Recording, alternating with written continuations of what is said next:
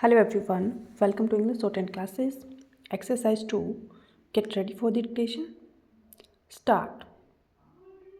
The bill that has now emerged is definitely a great improvement upon the bill that we had originally introduced. Stop. Sir, the basic effort in this bill has been threefold. Firstly, to safeguard the interests of the consumers because, as I said, it is the unsuspecting consumer and particularly women and children and weaker sections of the society who are the main victims of this evil. Stop.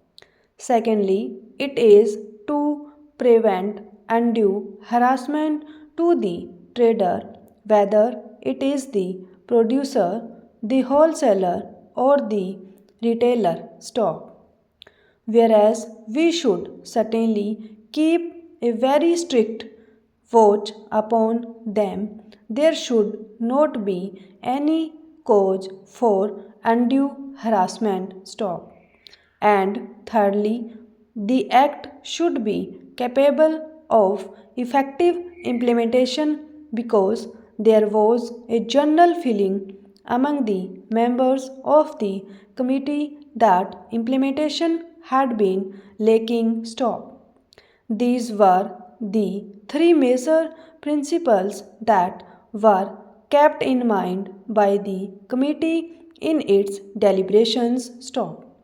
Sir, with your permission, I will very briefly put before the Honorable House some of the silent features of the bill that I have now presented. Stop.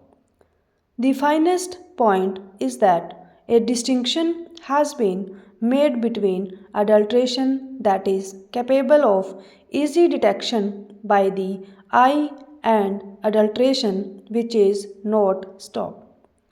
In other words, if something is adulterated and is visible, at least the consumer has the opportunity to take necessary precautions. But if it is processed and cooked, then there is no way by which the consumer can know whether it is adulterated or not until he has reaped the ill effects of adulteration. Stop.